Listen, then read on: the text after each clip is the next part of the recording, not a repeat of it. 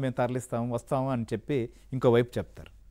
So అసలు ఇంతకీ ఇలా 100 కారుల్లోనో లేదా 150 కారుల్లోనో ఇంకో కారుల్లోనో రావాల్సినటువంటి అవసరం ఉంది? వెళ్ళాలనుకున్నటువంటి ఇష్యూ ఏంటి? అడ్రస్ చేయాలనుకున్నటువంటి ఇష్యూ ఏంటి? దానికి ఈ ప్రదర్శన అవసరమా? సత్య అసలు ఏంటి వైసీపీ సంబంధించినటువంటి ప్లాన్ ఏంటి? సో వారు చేస్తున్నది ఏంటి?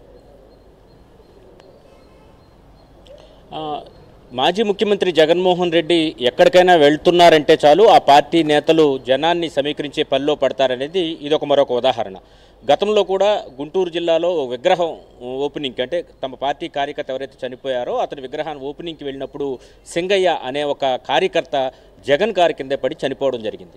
తరువాత తీసుకుంటే బంగారుపాళ్యంలో రైతులకు పోలీసులకు మధ్య రైతులు పరామర్శించే నెపంతో వెళ్ళి అక్కడ ఉన్నటువంటి వైసీపీ మోకలు పోలీసులపై ఇది చేసిన పరిస్థితి అయితే ఉంది.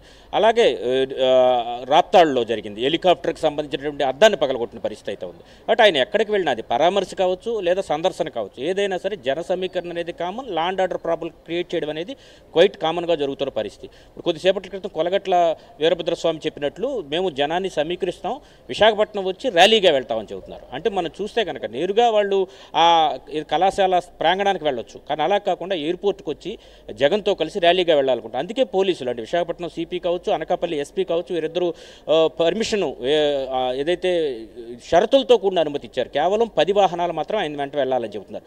వీళ్ళు 100 వాహనాలు వేసుకుని వస్తామని చెబుతున్నారు. కాబట్టి ఇటువంటి సంఘటనలు జరగకుండా చూడాల్సిన బాధ్యత పోలీసులపై ఉంది.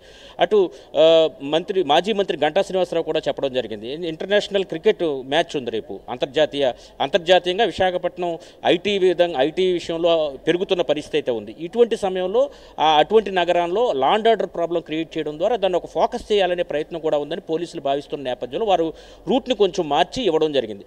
మరోవైపు ఏదైతే స్టీల్ ప్లాంట్ కోసం మొట్టమొదటి రాజీనామా చేసింది నేను అని కూడా గంటా శ్రీనివాసరావు చెప్పడం జరిగింది. స్టీల్ ప్లాంట్ కార్మికులతో మాట్లాడే ప్రయత్నంలో భాగంగా అటువైపు రూట్ పెట్టుకుంటే దాన్ని పోలీసులు డైవర్ట్ చేశారు, ఇది కరెక్ట్ కాదని మాజీ మంత్రి అమర్నాథ్ కూడా చెప్పిన పరిస్థితి అయితే ఉంది. కాబట్టి వాళ్ళ ఉద్దేశాలు మనకి స్పష్టంగా కనిపిస్తున్నాయి. ఏదో విధంగా ఆ law and order problem create చేయాలి అనే ఉద్దేశంతో ఉన్నట్టు కనపడుతుంది. లేకపోతే ఇంత జన సమీకరణ అనేది అవసరం లేదు. నేరుగా వైసీపీ అధినేత 11 గంటలకి ఇక్కడ విజయవాడలో బయలుదేరి 12:30కి విశాఖపట్నం చేరుకుని 12:30 నుంచి 2 గంటలకి ఏదైతే మెడికల్ కాలేజీ ప్రాంగణం మాకరాయపాలెం ఏదైతే ఉందో అనకాపల్లి జిల్లాలో అక్కడికి చేరుకుని అక్కడి నుంచి 2:45కి తిరిగి ఎయిర్పోర్ట్కి వెళ్ళిపోయి అక్కడి నుంచి నేరుగా 6:30 కల్లా బెంగళూరు కెంపెగౌడ విమానాశ్రయానికి చేరుకోవాల్సిన షెడ్యూల్ అఫీషియల్గా వచ్చింది. కానీ ఆ షెడ్యూల్లో చాలా మార్పులు చేర్పులు ఉంటాయి.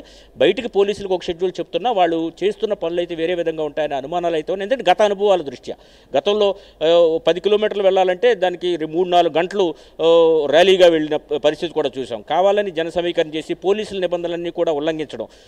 అదే విశాఖపట్నం సిపి కావచ్చు, అదేవిధంగా అనకాపల్లి ఎస్పీ కావచ్చు స్పష్టంగా చెప్పడం జరిగింది, ఏ క్షణంలో అయినా సరే నిబంధనలను అతిక్రమిస్తే ఇమీడియట్గా మేము ఇచ్చిన పర్మిషన్ను రిజెక్ట్ చేస్తామని కూడా వారు చెప్పడం జరిగింది. కాబట్టి గత అనుభవాల దృష్ట్యా పోలీసులు అయితే అన్ని జాగ్రత్తలు తీసుకుంటున్నారు. ఇదే సమయంలో అక్కడ ఇంకొక ఇష్యూ కూడా మనం చెప్పుకోవచ్చు. గతంలో ఎవరైతే డాక్టర్ సుధాకర్ ఉన్నారో కరోనా టైంలో మాస్కు అదేవిధంగా కరోనా రక్షణ పరికరాలు కిట్లు ఇవ్వాలని కోరినందుకు ఆయన్ని అప్పట్లో నానా వేధింపులు గురి చేసి ఆయన చనిపోవడానికి కారణమయ్యారు. కాబట్టి ఆయన క్షమాపణలు చెప్పాకే విశాఖపట్నం అనకాపల్లి జిల్లాల్లో అడుగు పెట్టాలి జగన్ అని కూడా అక్కడ ఉన్న దళిత సంఘాలు డిమాండ్ చేస్తున్నాయి. ఎట్టి పరిస్థితుల్లో ఆయన పర్యటన అడ్డుకుంటారని. కాబట్టి ఇటువైపు నుంచి కూడా law and order problem create అయ్యే పరిస్థితి అయితే ఉంది. కాబట్టి అన్ని విషయాలను కూడా బేరీజు వేసుకుని పోలీసులు చాలా జాగ్రత్తగా వ్యవహరించాల్సి ఉంటుంది. అదే సమయంలో వైసీపీ నాయకులు శ్రేణులు కూడా చాలా సంయమనంతో ముందుకెళ్ళాలి.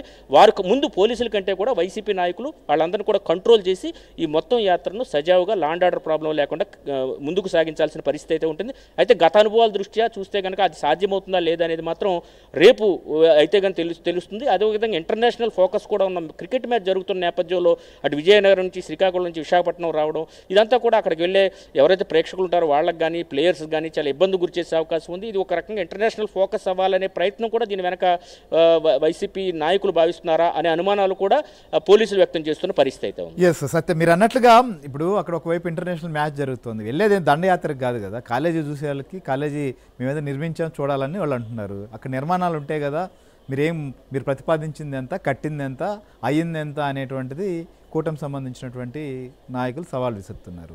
సో అలాంటప్పుడు నేరుగా అక్కడికి వెళ్ళి చూసేదానికి అవకాశం ఉంటుంది, లేదా ఇంకేదైనా ఇష్యూ ఉంటే అక్కడికి అడ్రస్ చేయొచ్చు. కానీ ఇంతమంది సమీకరిస్తున్నారంటేనే దాంట్లో ఖచ్చితంగా ఏదో దాగుందనేది మాత్రం అర్థమవుతుంది. ఈ నేపథ్యంలో ప్రభుత్వం కూడా అలర్ట్ అయిందా సీరియస్గా? పోలీస్ డిపార్ట్మెంట్కి కూడా దీనికి సంబంధించి ఉన్న స్పష్టత ఇచ్చింది అనుకోవచ్చా? కొద్దిసేపటి క్రితం హెల్త్ మినిస్టరు